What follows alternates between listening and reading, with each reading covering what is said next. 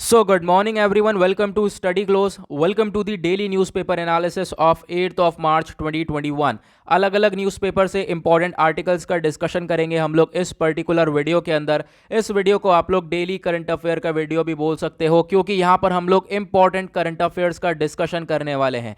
So let's get start with a beautiful quote. देखो यार, यहाँ पर हम लोग शुरुआत करेंगे कुछ नया सीख कर। यहाँ पे क्या बोला गया है? The worst bullies you will ever encounter in your life are your own thoughts।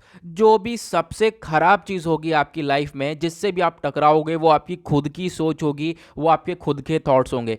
देखो यार, होता क्या है, हम लोग जो भी चीज़ें सोचते हैं लाइफ के अंदर वैसी ही चीज़ें होने लगती हैं। तो अगर नेगेटिविटी ज़्यादातर सोचते हैं तो लाइफ के अंदर काफ़ी हद तक नेगेटिविटी होने लगती है, नेगेटिविटी की तरह चीज़ें चलने लगती हैं। तो करना क्या है, आज से सारी नेगेटिविटी ख़त्म। क्या सोचना है? हमेशा पॉजिटिव सोचना है और पॉजिटिवली वर्क करना है, हार्ड वर्क करना है। जो आप काम कर रहे हो उसको करना ही करना है, जो आपका ड्रीम है उसके ऊपर वर्क करना है और हमेशा पॉजिटिव सोचना है। तो लाइफ के अंदर हमेशा पॉजिटिविटी रहने वाली है। ओके, चलो आगे बढ़ते हैं। तो यार देखेंगे कौन कौन से आर्टिकल्स को हम लोग डिस्कस करेंगे इस वीडियो के अंदर। सबसे पहले बात करते हैं शॉर्ट आर्टिकल्स की। जो छोटे वाले आर्टिकल्स डिस्कस करेंगे वो 3 हैं आज के। बात करी गई है क्यूएस वर्ल्ड यूनिवर्सिटी रैंकिंग 2021। ये रिपोर्ट आई है, इसके अंदर दुनिया की टॉप 100 यूनिवर्सिटीज़ हैं। तो हमारे इंडिया की कितनी यूनिवर्सिटीज़ हैं, कौन कौन सी यूनिवर्सिटी हैं, कौन कौन सी रैंक पर हैं, ये बहुत इंपॉर्टेंट है, इसको जानेंगे। और उसके बाद सेकंड आर्टिकल में देखेंगे BAO धान के बारे में। ये धान क्या है, इससे हम लोगों को क्या फ़ायदा होगा, हमारे फार्मर्स को क्या फ़ायदा होगा। एंड द लास्ट बात करेंगे सेरा वीक के बारे में। सेरा वीक एंड अवार्ड ये क्या है और हमारे कंट्री से किसको ये अवार्ड मिल रहा है। ओके, चलो आगे बढ़ते हैं। उसके बाद बात करेंगे आर्टिकल इन डिटेल की। तो थोड़े से हमारे लेंथी आर्टिकल होंगे जिनको हम डिटेल में कवर करेंगे, क्योंकि यहाँ पे एग्जाम प्रीलिम्स और मेंस होगा। तो हम लोग प्रीलिम्स को भी हिट कर रहे हैं, मेंस को भी हिट कर रहे हैं। तो यहाँ पे जो डिटेल्ड आर्टिकल है वो कौन कौन से हैं। सबसे पहला बात करेंगे रोड टू जेंडर इनइक्वालिटी। तो आज है क्या? आज है 8 मार्च और साथ ही साथ इंटरनेशनल वुमेंस डे। तो थोड़ा सा हम लोग वुमेंस से इसको रिलेट कर पाएंगे। उनके अंदर काफ़ी हद तक आज के टाइम पर देखें हमारे सोसाइटी के अंदर जेंडर इनइक्वालिटी देखने को मिलता है। मेन को ज़्यादा दर्जा दिया जाता है, वेमेन को कम दर्जा दिया जाता है। वो सब डिस्कस करेंगे एक UNDP की रिपोर्ट के साथ। उसके बाद CSIR फ्लोरिकल्चर मिशन क्या है, ये हम लोग नया मिशन लेकर आए हैं। फ्लोरिकल्चर क्या है, ये सब क्या होता है, मैं आके इस वीडियो के अंदर बताऊंगा। उसके बाद एक इंपॉर्टेंट आर्टिकल जो ICC है, इंटरनेशनल क्रिमिनल कोर्ट है, वो इन्वेस्टिगेट करने वाला है इजराइल और पैलेस्टीन की कॉन्फ्लिक्ट्स के बारे में। तो यहाँ पे मैं आपको थोड़ा सा कॉन्फ्लिक्ट बताऊंगा कि इजराइल और पैलेस्टीन के बीच में क्या विवाद है और काफ़ी टाइम से ये विवाद चल रहा है। मैप के थ्रू हम इन सब चीज़ों को कवर करने वाले हैं। चलिए बढ़ते हैं आगे। लेकिन आगे बढ़ने से पहले आप सभी लोगों के लिए एक क्वेश्चन है स्क्रीन के ऊपर, जिसका आंसर सभी लोगों को नीचे कमेंट सेक्शन में देना है। तो यहाँ पे बात करी गई है national safety day is observed on which day. राष्ट्रीय सुरक्षा दिवस किस दिन मनाया जाता है? करेक्ट आंसर नीचे कमेंट सेक्शन में सभी लोग टाइप करेंगे। नहीं मालूम है तो एक बार अच्छे से जाकर सर्च कर लो, देन उसके बाद आकर टाइप करो, जिससे कि आप लोग कुछ ना कुछ ज़रूर सीखोगे। ओके, तो या फिर यहाँ पे डेट आपको बतानी है 4 मार्च है, 1 मार्च है, 3 मार्च है या फिर 7 मार्च है। चलो करेक्ट आंसर जल्दी से स्टार्ट हो जाओ कमेंट सेक्शन में देने के लिए। आ जाओ आर्टिकल नंबर 1 की तरफ बात करेंगे। ये हम बात कर रहे हैं आर्टिकल इन शॉर्ट वाले। तो शॉर्ट आर्टिकल में पहला आर्टिकल बात करता है QS वर्ल्ड यूनिवर्सिटी रैंकिंग 2021।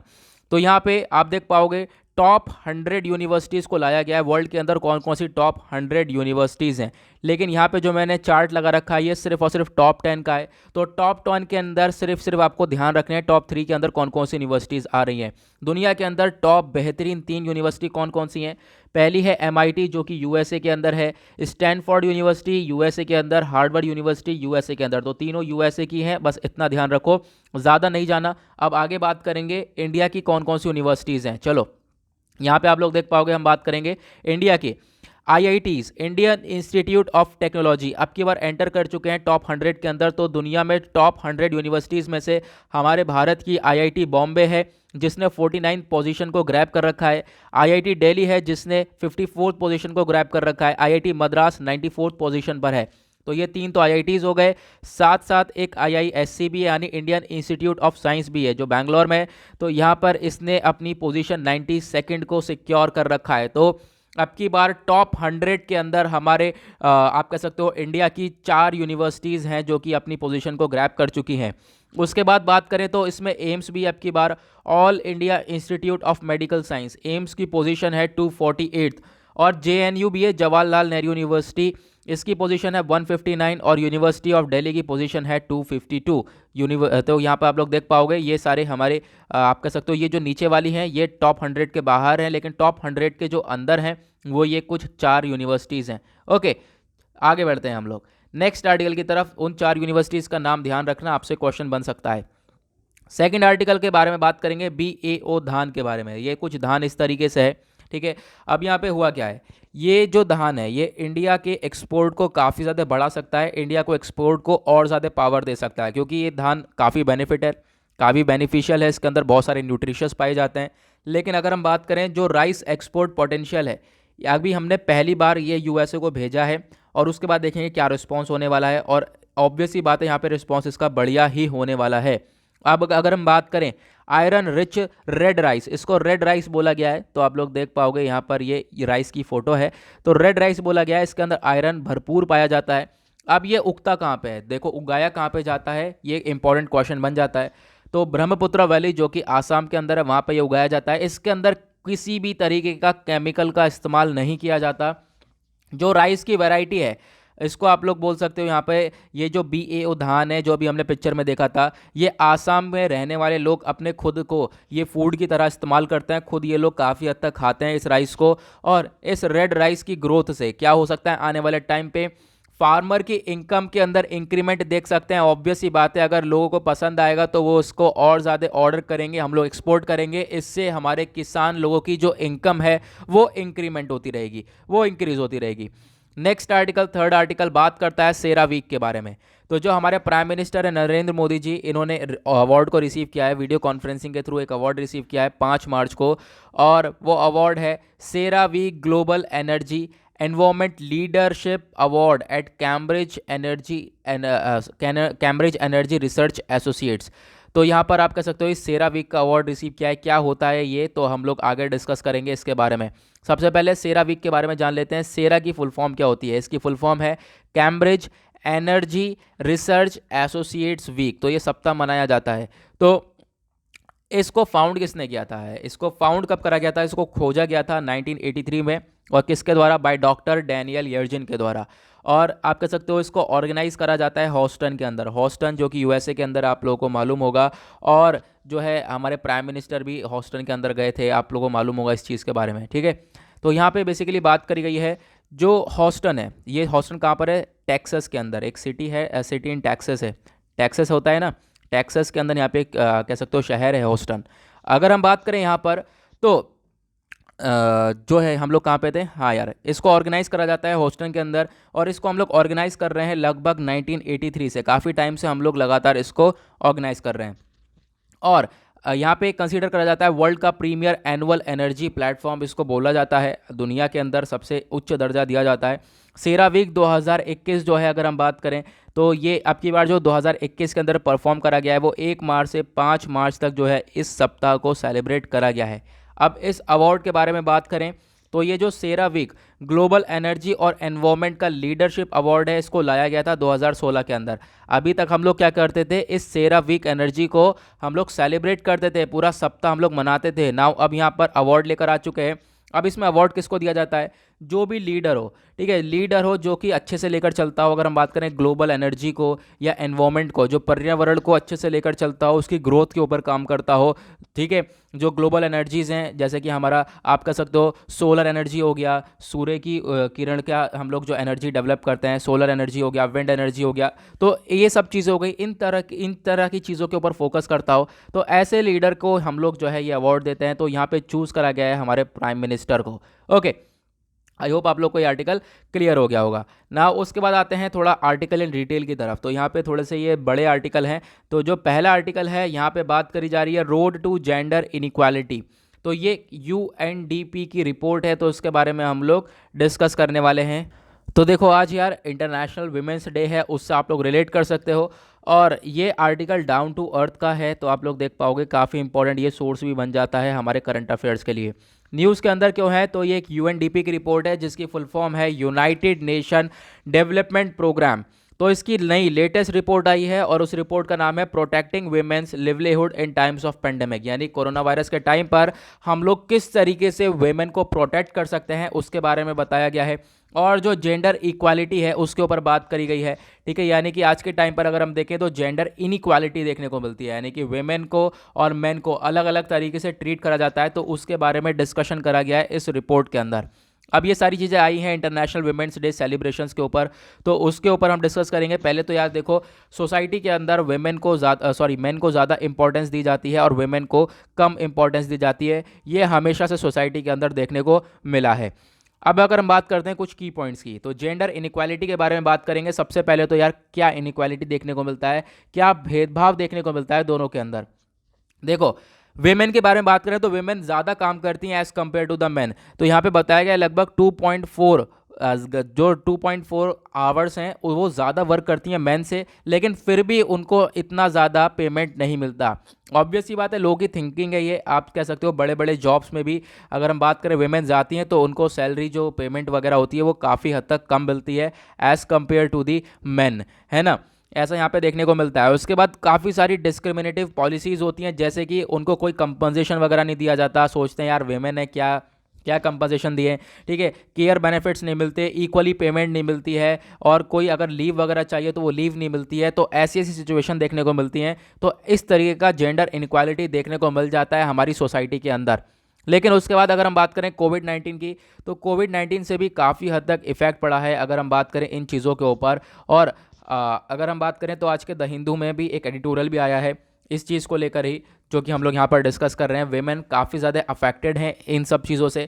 अगर हम बात करें कोविड-19 पैंडेमिक में वेमेन को कुछ नहीं हुआ था, तो वेमेन को सबसे ज़्यादा प्रॉब्लम हुई है। अगर वो लोग घर में थी तो घर में भी काफ़ी हद तक डोमेस्टिक वायलेंस देखने को मिला है, घर में हिंसा काफ़ी हुई है, ठीक है। तो इस तरीके की चीज़ें देखने को मिली हैं। तो जेंडर जो हमारी इनइक्वालिटी है वो काफ़ी हद तक सोसाइटी के अंदर देखने को मिल जाती है बेसिकली।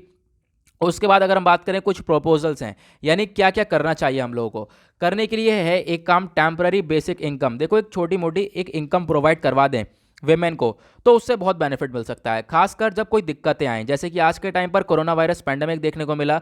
तो उससे लड़ने के लिए वेमेन को हम लोगों को क्या कराना चाहिए था, एक टेम्पररी बेसिक इनकम देनी चाहिए थी, जिससे कि वो ये जो सिचुएशन है, ये जो प्रॉब्लम है, उससे गुजर सकें, ठीक है। या फिर एक दूसरा स्टेप यार ये भी है, हम अपनी जीडीपी जो ग्रॉस डोमेस्टिक प्रोडक्ट है उसमें से एक छोटा सा हिस्सा निकाल कर इन्वेस्टमेंट कर सकते हैं इन लोगों के ऊपर, ठीक है, जिससे कि यहाँ पर जो वेमेन है उनकी काफ़ी हद तक हम लोग प्रॉब्लम्स को सॉल्व कर सकें, ठीक है। अपनी कंट्री में से थोड़ा सा हिस्सा निकाल कर इन्वेस्टमेंट कर सकते हैं। उसके बाद यहाँ पे और क्या प्रॉब्लम्स यहाँ पे आप देख पाओगे कि जो को बेनिफिट्स, अगर इन्वेस्टमेंट कर रहे हैं तो उसके बहुत सारे बेनिफिट तो मिल जाएंगे, ऑब्वियस ही बात है।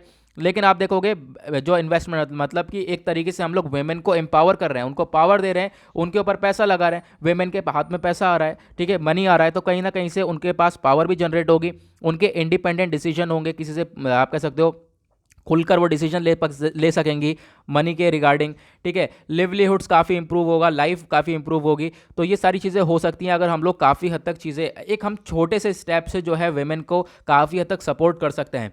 अगर हम बात करें कुछ पॉलिसीज़ हैं जो कि वेमेन को फेवर करती हैं, वो क्या क्या पॉलिसीज़ हैं। सबसे पहले अगर हम लोगों को स्टेप उठाना है वेमेन के लिए, तो यार देखो, जो पेड वर्क कर रही हैं वो लोग, यहाँ पे आप कह सकते हो कि आज के टाइम पर वर्क कर रही हैं, उसमें उनके सैलरी वगैरह बहुत कम से मिलती है, बहुत कम ही मिलती है, ठीक है। तो वो चीज़ें हम लोग को बराबर लेकर चलना पड़ेगा भाई, मेहनत देखनी पड़ेगी, टैलेंट देखना पड़ेगा। एक मान लो यहाँ पे ये फीमेल है और ये मेल है, कंपनी के अंदर दोनों काम कर रहे हैं, इतना ही ये अपना पोटेंशियल लगा रहा है, इतना ही ये फीमेल अपना पोटेंशियल लगा रही है। इनफैक्ट फीमेल ज़्यादा वर्क कर रही है, लेकिन तब भी इसको सैलरी जो है कम मिल रही है, लेकिन इसको सैलरी ज़्यादा मिल रही है। तो इस तरीके की चीज़ें यहाँ पर जो है हमारे सोसाइटी के अंदर नहीं होनी चाहिए, ठीक है। उसके बाद एक गारंटी पेड लीव होनी चाहिए, मतलब कि देखो यार, होता क्या है, लीव वगैरह छुट्टी वगैरह नहीं मिलती है, तो ये लीव वगैरह मिलनी चाहिए वीमेन को, ठीक है, जैसे कि मेंस वगैरह को मिल जाती है। उसके बाद थर्ड पॉइंट पे आप देखोगे, अगर वीमेन वर्क कर रही है तो वहाँ पे मान लो उसका बेबी है, तो वो सब है, तो ब्रेस्ट फीडिंग फैसिलिटीज़ वगैरह भी देनी चाहिए, ठीक है। तो यहाँ पे वेमेन को अलग अलग चीज़ों से हम लोग अपॉर्चुनिटीज़ दे सकते हैं, जिससे कि वो सोसाइटी के अंदर ग्रो करें। ओके, ना उसके बाद अगर हम बात करें जो लेबर मार्केट है उसके अंदर थोड़े बहुत चेंजेस लेकर आ जाएं, जैसे कि एंटी डिस्क्रिमिनेशनरी लॉ। अब होता क्या है कि हम भेदभाव काफ़ी ज़्यादा करते हैं मैन और वेमेन के बीच में, तो उनके बीच में ये जो डिस्क्रिमिनेशन है ये ख़त्म हो जाए, उस तरीके से लॉ को हम इम्प्लीमेंट करें, ताकि जो है ये आपस में भेदभाव कम दिखाई दे, और जो है ये सबसे बड़ा बदलाव भी होगा। और इससे क्या होगा, जो अलग अलग जॉब्स हैं इसके अंदर वेमेन वगैरह भी जा सकेंगी, और उसके बाद जो अपॉर्चुनिटीज़ है वेमेन के लिए वो काफ़ी हद तक खुल कर आएंगी। ठीक है, तो यहाँ पर काफ़ी हद तक चीज़ें हो सकती हैं इम्प्रूव अगर हम लोग चाहें तो। ठीक है, लेकिन हम लोग यहाँ पर ये चीज़ों को फोकस पे नहीं लेकर आते हैं, सोचते हैं यार चलो जैसा चल रहा है वैसा चलने दो, लेकिन ये इन चीज़ों से काफ़ी बड़ा बदलाव हो सकता है। ठीक है, चलो आगे बात करते हैं। तो बहुत सारी कंट्रीज़ हैं जो कि आप कह सकते हो एम्प्लॉयमेंट को लेकर, वेमेन को लेकर काफ़ी अच्छे अच्छे स्टेप उठाती हैं, तो उनके बारे में बात करी गई है। फिलीपींस के बारे में अगर हम बात करें तो उन्होंने अपने जो ब्रेस्ट फीडिंग एक्ट है इसको एक्सपेंड किया है। ठीक है, मतलब कि जो आप कह सकते हो वर्क कर रहा है यहाँ पे, कोई मतलब वेमेन है, वुमेन वर्क कर रही है अपने ऑफिस वगैरह में, उसका छोटा बच्चा है, ठीक है, उसको ले रखा है उसने, तो उसको फैसिलिटीज़ वगैरह दी जाए, ब्रेस्ट फीडिंग की फैसिलिटीज़ वगैरह वहाँ पर दी जाए कि कि यार वो अपने बच्चों को दूध पिला सके। इतनी फैसिलिटीज़ तो हम लोग को देनी पड़ेंगी। ठीक है, ऐसा मैक्सिको के अंदर एक यहाँ पे मैक्सिको के अंदर क्या स्टेप उठाया गया, इंट्रोड्यूस करा गया रिफॉर्म्स सोशल सिक्योरिटी लॉ को लेकर, allowing man to access child care services. यानी कि यार ऐसा होता है कि भाई जो मेन है वो ध्यान नहीं रखते बच्चे का, तो अब यहाँ पर मेन भी जो है काफ़ी हद तक केयर रख सकेंगे। मैक्सिको के अंदर ये स्टेप उठाया गया कि जो आदमी है वो भी ध्यान रखे अपने बच्चे का। ठीक है, उसके बाद बोस्निया के बारे में अगर हम बात करें, जो बोलीविया है, वहाँ पर पेरेंट्स को अलाउ करा गया है कि वो अपने वर्क आवर्स जो भी आप काम कर रहे हो कंपनी के अंदर उसको कम करा जाए, ताकि जो अपनी फैमिली केयर कर सकें, जो अपना परिवार है उसका ध्यान रख सकें। ऐसे ही जो केप वर्ड और नॉर्थ मैकेडोनिया, ट्रिनेडिया टोबैगो, ये जो बोलते हैं हम लोग, यहाँ सभी जगह पर क्या स्टेप उठाया गया है, इन लोगों ने एम्प्लॉयज़ को इनेबल किया है कि मतलब with care responsibilities to perform their work remotely. So कितना इंपॉर्टेंट हो जाता है कि अगर हम लोग अच्छी तरीके से एम्प्लॉयज़ को ट्रीट करते हैं तो उससे बहुत बेनिफिट भी मिलेगा। यहाँ पर हम लोग क्या कर रहे हैं, एम्प्लॉयज़ को अडेप्ट कर रहे हैं केयर रिस्पॉन्सिबिलिटीज़ के साथ, उनका ध्यान रख रहे हैं एम्प्लॉयज़ का। तो इन चीज़ों के ऊपर अगर फोकस करा जाए तो काफ़ी बड़ा चेंज आ सकता है। तो ये अलग अलग कंट्रीज स्टेप उठा रही हैं। नाउ अगर हम बात करें इंडिया क्या क्या स्टेप उठा रहा है, तो India provisions to promote gender equality, यानी जेंडर इक्वालिटी। अब मैं इनइक्वालिटी की बात नहीं कर रहा हूँ, अब इक्वालिटी के बारे में बात कर रहा हूँ, यानी कि हम लोग मेन और वीमेन को सेम ट्रीट कैसे कर सकते हैं। तो उसके लिए हमारे पास पहला एक्ट है, वो क्या है, मैटरनिटी बेनिफिट अमेंडमेंट एक्ट 2017। ये क्या करता है, जो प्रेग्नेंट वीमेन है उन लोगों को एक लीव देता है, उन लोगों को छुट्टी मिल सकती है, 26 सप्ताह तक ये छुट्टी मिलेगी। हालांकि डिलीवरी से पहले 8 सप्ताह तक, और फिर उसके बाद थोड़ा सा रेस्ट के लिए यहाँ पे उन लोगों को ये लीव मिलेगा, और ये एक पेड बेनिफिट होगा, यानी कि उनको सैलरीज वगैरह भी प्रोवाइड करवाते रहेंगे। तो एक बहुत बड़ा बेनिफिट है जो कि हम लोग आज के टाइम पर इंडिया, ये आप कह सकते हो इंडिया के अंदर ये एक्ट चलता है। उसके बाद दूसरा बेनिफिट हमारे पास क्या है, sexual harassment of women at work place prevention prohibition and redressal act 2013। यहाँ पे क्या होता है, देखो वर्क प्लेस पर जो वेमेन है उनको सेक्सुअली हेरेस करा जाता है, ठीक है, तो फिर उस चीज़ से प्रोटेक्ट करता है ये एक्ट, यानी कि ये आप कह सकते हो प्रोटेक्ट करता है जो वेमेन है उनको। और फिर उससे क्या हो सकता है, जो वेमेन है वो खुलकर रह सकती है और अपना जो वर्क प्लेस है वहाँ पर भी बिल्कुल सिक्योरली काम कर सकती है जहाँ पर भी वो काम कर रही है। क्योंकि यहाँ पर ही हमारे पास ये एक्ट है, अगर कोई ऐसा सेक्सुअली हैरेस करता है वेमेन को तो फिर वहाँ पर उसके खिलाफ ये स्टेप उठा सकते हैं हम लोग इस एक्ट का इस्तेमाल कर कर। उसके बाद थर्ड हमारे पास बेनिफिट है social security code, code on occupational safety, health and working conditions code, industrial relations code 2020। तो ये एक तीसरा कोड भी हमारे पास है। इसके अंदर क्या होगा, जो वेमेन है, वेमेन को हम लोग यहाँ पे आप कह सकते हो परमिशन दे देते हैं कि वो लोग रात में भी वर्क कर सकती हैं, और इनकी जो सेफ्टी है वो हम एम्प्लॉयर के माथे डाल देते हैं, यानी कि जो जहाँ पर भी कंपनी के अंदर काम कर रही हैं तो वो जो एम्प्लॉयर है, एम्प्लॉयर इनका ध्यान रखे अगर ये वेमेन रात में काम कर रही है तो, ठीक है, तो इन चीज़ों का अच्छी तरीके से ध्यान रखा जाए। तो ये एक्ट हम लोग लास्ट एक्ट ये है अपने पास। तो ये 3 बेनिफिट हैं अपने पास, लेकिन इन चीज़ों को इम्प्लीमेंट अच्छे से करना और इन चीज़ों का होना बहुत इंपॉर्टेंट बात है, ठीक है। तो हम लोग क्या है, हमारे पास बहुत सारे एक्ट्स हैं जिनका हम लोग प्रॉपरली इंप्लीमेंट नहीं करते हैं, तो हमें ये करना पड़ेगा, उनका इंप्लीमेंट अच्छे से करना पड़ेगा, उनको लागू करना पड़ेगा, और जो भी स्टेप्स हैं वो उठाने पड़ेंगे, ताकि हम आज के टाइम पर ये जो हमारी सोसाइटी के अंदर जेंडर इनक्वालिटी देखने को मिलता है उसको हम लोग कम कर सकें और जेंडर इक्वालिटी के ऊपर आ जाएं, जिससे कि वेमेन और मैन दोनों को ही फेयरली ट्रीट करा जाए। ओके, तो ये आर्टिकल का कहने का मकसद था। आते हैं आर्टिकल नंबर 2 के ऊपर। यहाँ पर बात करी गई है CSIR के फ्लोरीकल्चर मिशन के ऊपर। तो जो डॉक्टर हर्षवर्धन है, ठीक है, इन्होंने लॉन्च करा है CSIR का फ्लोरीकल्चर मिशन। अब ये फ्लोरीकल्चर मिशन क्या होता है, यहाँ पे आप देखो, जैसे ये आप देख पाओगे फूल का पूरा गार्डन है, इस तरीके से जो फ्लावर्स होते हैं इनको कैसे उगाना है, इनकी कैसे आप कह सकते हो मेंटेनेंस करनी है, इन गार्डन्स को कैसे प्रोटेक्ट करना है, तो उसको हम लोग बोलते हैं फ्लोरीकल्चर। फ्लोरीकल्चर नाम से समझ जाना फ्लावर से रिलेटेड है, फ्लावर को कल्टीवेट करना, उनका मेंटेनेंस करना, उसको हम लोग बोलते हैं फ्लोरीकल्चर। ओके, अब यहाँ पर हम लोग आगे बात करेंगे। तो रिसेंटली जो CSIR है, CSIR क्या होता है मैं अभी आप लोगों को बताऊंगा। तो जो फ्लोरिकल्चर मिशन है इसको अप्रूवल दिया है कि हम लोग इंप्लीमेंट करेंगे 21 राज्यों के अंदर और यूनियन टेरिटरीज में। और अगर हम बात करें इसके लिए, अब ये पर्टिकुलरली न्यूज़ के अंदर क्यों है, तो जो CSIR है इसने एक पोर्टल बना दिया है, एक वेबसाइट है, और साथ ही साथ एक एंड्रॉयड ऐप भी लॉन्च कर दिया गया है फ्लोरिकल्चर के लिए। अगर यहाँ पर कोई इशू होता है तो आप इन चीज़ों के ऊपर पूछ सकते हो। देखो यहाँ पे इससे ये जो वेबसाइट है या ऐप है इससे क्या फ़ायदा होगा मैं भी आप लोगों को आगे बताऊंगा, लेकिन उससे पहले बात करते हैं इस मिशन के बारे में। तो जो ये फ्लोरिकल्चर है ये एक ब्रांच है हॉर्टिकल्चर का, ठीक है। हॉर्टिकल्चर क्या होता है ये भी मैं अभी आगे बताऊंगा, लेकिन हम लोग अभी यहाँ पर बात कर रहे हैं फ्लोरिकल्चर का। तो फ्लोरिकल्चर बेसिकली एक ब्रांच है इसका। तो फ्लोरिकल्चर में होता क्या है, जो भी फ्लावर्स हैं, ठीक है, फूल हैं, उनको कल्टीवेट करते हैं, प्रोसेस करते हैं, मार्केटिंग करते हैं उनकी, ठीक है, उनका जो गार्डन्स है, हमारे जो बगीचे हैं उनका मेंटेनेंस करते हैं, तो उसको हम लोग बोलते हैं फ्लोरिकल्चर। यानी फ्लावर की जो फूल हैं उनकी आप कह सकते हो उनकी ग्रोथ के ऊपर काम करना, उसको बोलते हैं हम लोग फ्लोरिकल्चर।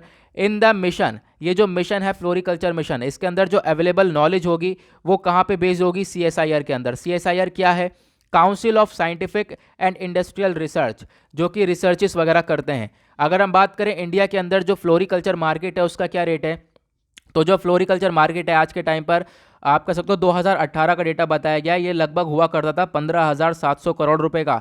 लेकिन अब यहाँ पे अगर हम बात करें मार्केट, हमने टारगेट बना रखा है साल 2024 तक हम लोग जो फ्लोरिकल्चर का मार्केट है उसको हम लोग 47,200 करोड़ रुपए तक का बना देंगे, यानी कि यहाँ पे इंक्रीमेंट देखने को मिलेगा। और जो ये CSIR है ये आप कह सकते हो ये सारी चीज़ें इंप्लीमेंट कर रहा है। इसके साथ और भी बहुत सारी बॉडीज़ हैं हमारे पास जो कि ये सारी चीज़ें इंप्लीमेंट करती हैं, फ्लोरिकल्चर के ऊपर ध्यान देती हैं।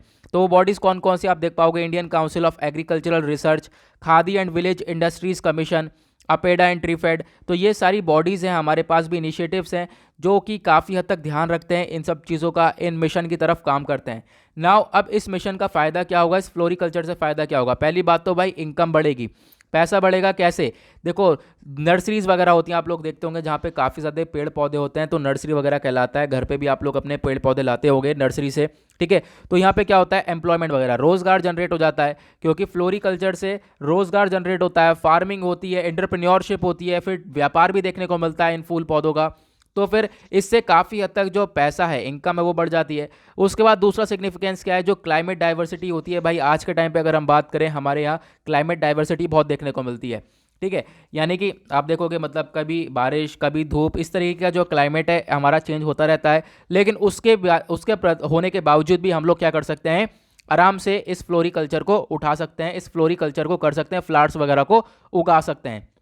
उसके बाद ये हमारा एक इंपोर्ट सब्सटीट्यूशन होगा। देखो आज के टाइम पे क्या है, हम लोग ना ये कम से कम जो इंडिया के अंदर 1200 मिलियन US डॉलर तक का फ्लोरिकल्चर प्रोडक्ट को इंपोर्ट करते हैं, अपने कंट्री के अंदर खरीदते हैं US से हम लोग। लेकिन अब जब हम लोग खुद उगाएंगे, इसको थोड़ा सा और बढ़ोतरी मिल जाएगी, ये हमारा मार्केट और ग्रो हो जाएगा, तो हम ये इंपोर्ट करने से बचेंगे। इंपोर्ट की बजाय हम लोग एक्सपोर्ट करेंगे, यानी कि बाकी दूसरे कंट्री को देंगे। इंपोर्ट करना काफ़ी खतरनाक है यार, अपने कंट्री में हम खरीद रहे हैं, मतलब अपने कंट्री का पैसा दे रहे हैं। अब अगर हम लोग एक्सपोर्ट करेंगे तो अपने पास पैसा आएगा, कहीं ना कहीं इकोनॉमिक ग्रोथ भी देखने को मिल जाएगी। ओके, तो यहाँ पे ये सारी चीज़ें बताई गई हैं। उसके बाद ये बोला गया अगर हम लोग फ्लोरिकल्चर को एपीकल्चर से के साथ ग्रो करें तो ये और भी ज़्यादा बेनिफिशियल हो जाएगा हमारी कंट्री के लिए। एपीकल्चर क्या होता है, बी कीपिंग, यानी कि जो मधुमक्खियाँ होती हैं उनका पालन करना होता है एपीकल्चर। आप देख पाओगे यहाँ पे किस तरीके से हो रहा है। फिर यहाँ पे हम लोग क्या होता है, जो हनी वगैरह होता है, शहद वगैरह, उसका भी ट्रेड कर सकते हैं, ठीक है। तो अगर फ्लोरिकल्चर एपीकल्चर साथ में मिल जाए तो हम लोग और ज़्यादा स्ट्रांगली इसके ऊपर काम कर सकते हैं। उसके बाद यहाँ पे बताया गया है कुछ और भी हमारे पास स्कीम्स हैं। देखो कुछ जैसे कि हमारे पास mission for integrated development of horticulture. अब हॉर्टिकल्चर की बात आई है तो हॉर्टिकल्चर से भी रिलेटेड हमारे पास स्कीम है। अब ये जो स्कीम है ये एक सेंट्रली स्पॉन्सर्ड स्कीम है। देखो हॉर्टिकल्चर के अंदर क्या होता है, अभी यहाँ पे मैं आपको तीनों का डिफरेंस बताता हूँ, फ्लोरिकल्चर, एपीकल्चर और हॉर्टिकल्चर। फ्लोरिकल्चर के अंदर क्या होता है, जो फ्लावर होता है उसकी ग्रोथ के ऊपर काम करेंगे। एपीकल्चर के अंदर जो मधुमक्खियाँ होती है, बी कीपिंग करते हैं हम लोग। और हॉर्टिकल्चर के अंदर जो भी हमारे फल हो गए, सब्जियां हो गई, रूट्स हो गए, ठीक है, इन सब चीज़ों को हम लोग उगाते हैं, इन सब चीज़ों के ऊपर हम लोग ध्यान रखते हैं, इनकी सस्टेनेबल डेवलपमेंट प्रोडक्शन करते हैं, ठीक है। तो फिर यहाँ पर वो आता है हॉर्टिकल्चर के अंदर। तो आई होप आप लोगों को क्लियर हो गया होगा। हॉर्टिकल्चर के अंदर जितना भी हमारा फल सब्जियां आ गई, और यहाँ पर आप देखोगे इसमें फल सब्जियां मसाले वगैरह सब कुछ आ जाते हैं, ठीक है। उसके बाद यहाँ पे आप देखोगे एपीकल्चर के अंदर मधुमक्खियों का पालन, फ्लोरिकल्चर के अंदर जो फ्लावर्स हैं, फूल हैं, उनके ऊपर ध्यान दिया जाता है। ठीक है, आई होप तीनों चीज़ें क्लियर हो गई होंगी।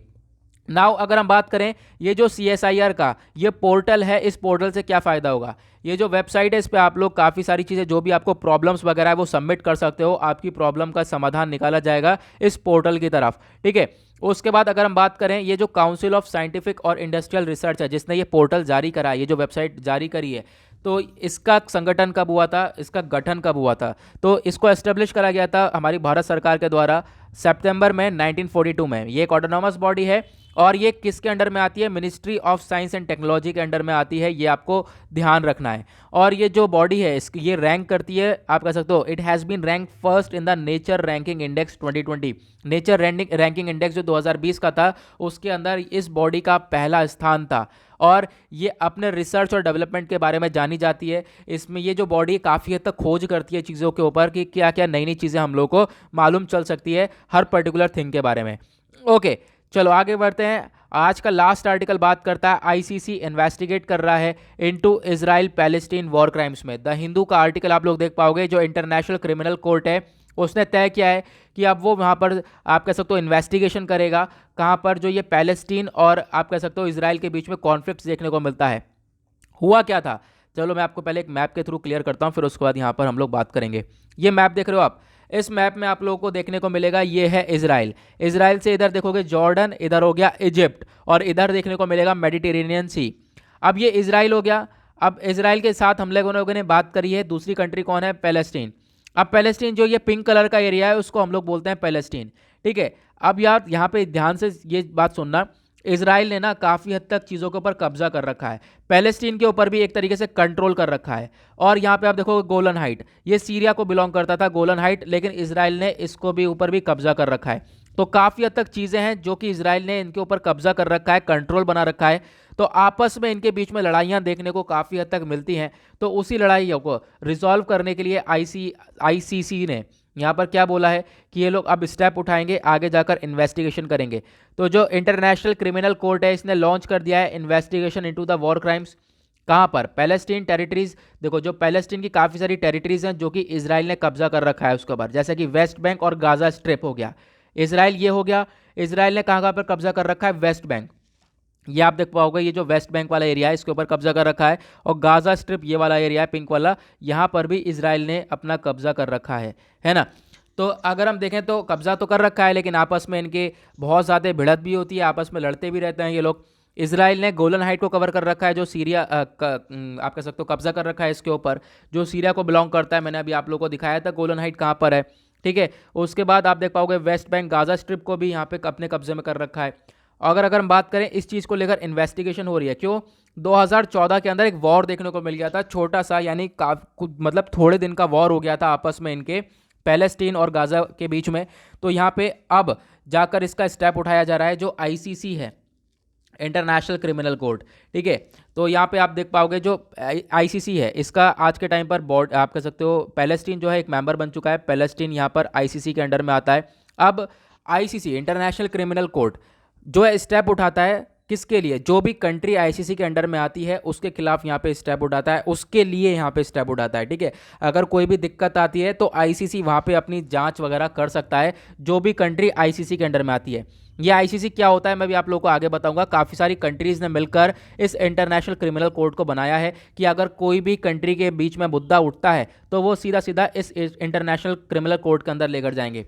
इंडिया इसका पार्ट नहीं है। ठीक है, और अगर हम बात करें इजराइल भी इसका पार्ट नहीं है, लेकिन यहाँ पे जो पैलेस्टीन है जहाँ से लड़ाई चल रही है इजराइल की, तो इजराइल ने काफ़ी सारा कब्जा कर रखा है पैलेस्टीन के। यहाँ पे इजराइल हो गया, पैलेस्टीन हो गया, जिसके बारे में भी हम डिस्कस कर रहे थे। इजराइल ने क्या करा है, पैलेस्टीन के टेरिटरी के ऊपर कब्जा कर रखा है। तो फिर इजराइल तो इसका पार्ट नहीं है, लेकिन पैलेस्टीन इसका पार्ट है आईसीसी का। तो पैलेस्टीन ने यहाँ पर जारी करा है, यहाँ पे केस फेंक दिया है आईसीसी के अंदर। अब यहाँ पे आईसीसी जो यहाँ पे इस पे इन्वेस्टिगेशन कर रहा है। ठीक है, अब यहाँ पे आईसीसी को बोला गया है कि आप लोग ये तो चीज़ें तो देखोगे ही, ठीक है, क्या हुआ था 2014 2018 में, क्या क्लैश हुए थे, इन चीज़ों के ऊपर तो आप कार्रवाई करोगे। साथ ही साथ जो गाज़ा है, ठीक है, गाज़ा बॉर्डर पर भी यहाँ पे आप देखोगे जो गाज़ा में एक फैक्शन रहता है जिसको हम लोग बोलते हैं हमास फैक्शन। ठीक है। तो इस हमास फैक्शन के द्वारा भी काफ़ी अटैक करा गया था। तो यहाँ पे क्या कहा गया आईसीसी के द्वारा कि आप इसराइल को तो देखोगे कि हाँ इसराइल ने क्या क्या कर रखा है इनके खिलाफ, और साथ ही साथ जो गाज़ा है, गाज़ा में जो हमास फैक्शन है इनके द्वारा भी काफ़ी कुछ करा गया था, तो उसके बारे में ज़रूर बताना। ठीक है। तो यहाँ पर आईसीसी ने को यहाँ पे ये सारी चीज़ इंस्ट्रक्शंस बोल दी गई हैं। अब आईसीसी जो है यहाँ पर कार्रवाई करेगा। देखो यार, काफ़ी हद तक लोगों को ये थोड़ा सा आर्टिकल समझ में नहीं आ रहा होगा, उसके लिए आप लोगों को एक चीज़ और करनी है, बेसिक क्लियर करने के लिए। काफ़ी हद तक लोगों को क्लियर हो गया होगा क्योंकि इस इशू के बारे में काफ़ी हद तक लोगों को मालूम है। देखो, इसराइल और पैलेस्टीन का कॉन्फ्लिक्ट जो है यूट्यूब के ऊपर सर्च करना, आपको ढेर सारे वीडियोस मिलेंगे, वो आप जाकर देख सकते हो यार। क्योंकि अगर मैं यहाँ पे कॉन्फ्लिक्ट समझाने लगा ना तो वो 1.5 घंटे का वीडियो बनेगा। 1.5 घंटे का वीडियो सिर्फ कॉन्फ्लिक्ट समझाने में लगेगा, तो वो 1.5 घंटे का वीडियो होगा इसराइल और पैलेस्टीन के कॉन्फ्लिक्ट के बारे में। तो आप लोग यूट्यूब पर टाइप करोगे, आपको वो वीडियो मिल जाएगा, 1.5 से 2 घंटे का होगा, आराम से आप लोग देख सकते हो उसको। ठीक है, इंपॉर्टेंट आर्टिकल भी है। तो अगर हम बात करें जो इंटरनेशनल क्रिमिनल कोर्ट है आज के टाइम पर, इस कोर्ट ये जो गवर्न करा जाता है ये कोर्ट एक रोम स्टैट्यू से। अब यहाँ पर आप कह सकते हो ये जो इंटरनेशनल क्रिमिनल कोर्ट है आईसीसी, इसका हेडक्वार्टर कहाँ पर है? हेग के अंदर, नीदरलैंड में। नीदरलैंड में हेग है, वहाँ पर इसका हेडक्वार्टर है। काफ़ी इंपॉर्टेंट चीज़, आपसे क्वेश्चन बन सकता है। अब इंटरनेशनल कोर्ट क्या क्या केसेस देखता है? वॉर क्राइम्स जो भी हो गए, आपस में युद्ध हो रहा है, क्राइम अगेंस्ट ह्यूमैनिटी, मानव के प्रति काफ़ी क्राइम वगैरह देखने को मिल रहा है, तो उसके खिलाफ जो है आईसीसी स्टेप उठाता है। ओके, तो यहाँ पे आप देख पाओगे इंडिया जो है इसका पार्ट नहीं है आईसीसी का। अब मैं आपके दर्शन करा देता हूँ आईसीसी के हेडक्वार्टर के। देखो आईसीसी कुछ इस तरीके की ये बिल्डिंग है, आप लोग यहाँ पर देख पाओगे, ये इंटरनेशनल क्रिमिनल कोर्ट है। ठीक है। अब यहाँ पे आप देख पाओगे कौन कौन सी कंट्रीज का पार्ट है। तो जो ग्रीन कलर वाला एरिया है वो सब इस आईसीसी के पार्ट है, और जो रेड कलर वाला एरिया है वो कोई भी इसका पार्ट नहीं। आप देख पाओगे इंडिया इसका पार्ट नहीं है, चाइना इसका पार्ट नहीं है, रशिया इसका पार्ट नहीं है। बहुत सारे लोग हैं जो कि आप देख पाओगे यहाँ से जो आईसीसी का पार्ट नहीं बनते। ठीक है, ओके, चलो आगे बढ़ते हैं हम लोग। ये हमने देख ही लिया। अब बात करी जाती है गोलन हाइट की। तो देखो यहाँ पे बात करी गई है जो इजराइल है, इजराइल ने काफ़ी हद तक चीज़ों को कब्जा में कर रखा है अपने। ठीक है, मैंने अभी आप लोगों को दिखाया। अभी हम लोग एक मैप और क्लियर करते हैं। चलो यहाँ पे आप देख पाओगे इजराइल ने ये चीज़ें तो कब्जे में कर रखी हैं, वेस्ट बैंक और गाजा स्ट्रिप, उसके साथ साथ गोलन हाइट को भी कब्जे में कर रखा है। गोलन हाइट किसको बिलोंग करता है? सीरिया को। लेकिन अब यहाँ पर इसने अपने कब्जे में कर रखा है, तो गोलन हाइट के बारे में कवर करेंगे। है क्या ये? गोलन हाइट एक रॉकी प्लेट्यू है। ठीक है, इसका एरिया लगभग 1800 स्क्वायर किलोमीटर तक का है। और अगर हम बात करें ये कहाँ पे लोकेटेड है, इसराइल और सीरिया के बॉर्डर पर लोकेटेड है। जैसा हम लोगों ने अभी देखा है, ये ऑब्वियस सी बात है, यहाँ पे इसराइल हो गया, ये सीरिया इसके बॉर्डर पर ये लोकेटेड है, गोलन हाइट। अब इसके बारे में अगर हम बात करें तो यार देखो, इसको कैप्चर करा गया था इसराइल के द्वारा, यानी इसराइल ने इसको अपने कब्जे में कर लिया था 1967 की वॉर के बाद। उसके बाद आप देखोगे कि यूएसए आ गया, यूनाइटेड स्टेट्स ऑफ अमेरिका, इसने ऑफिशियली रिकग्नाइज कर लिया। इसने बोल दिया कि जो इसराइल है, इसराइल का ही पार्ट है गोलन हाइट या जेरूसलम, जो दोनों पार्ट हैं, दोनों इसराइल के पार्ट हैं, ऐसा यूएसए के द्वारा बोला गया था। डोनाल्ड ट्रंप के द्वारा यहाँ पर ये सारी चीज़ें बोल दी गई थी, क्योंकि यूएसए सपोर्ट करता है इसराइल को। ठीक है, अब यहाँ पर ये सारी बातें बोल गई। जेरूसलम कहाँ पर है? जेरूसलम ये वाला, यानी जिसके ऊपर कब्जा कर रखा है अभी। ठीक है, तो यही था आर्टिकल। आई होप आप लोगों को क्लियर हो गया होगा। बेसिकली यहाँ पे बताया जा रहा है कि इसराइल और जो पैलेस्टीन है इनके बीच में काफ़ी हद तक विवाद रहता है। ये आज का विवाद नहीं है, 50 साल पहले का विवाद है, और ये लगातार जारी है। अब इसको देखने के लिए इंटरनेशनल क्रिमिनल कोर्ट आ चुका है रास्ते में, अब इसके ऊपर कार्रवाई करी जाएगी। ओके, तो आई होप आप लोगों को सारी चीज़ें क्लियर हो गई होंगी। नाउ मिलेंगे आप लोगों से नेक्स्ट वीडियो में। आज के लिए bye bye, have a nice day.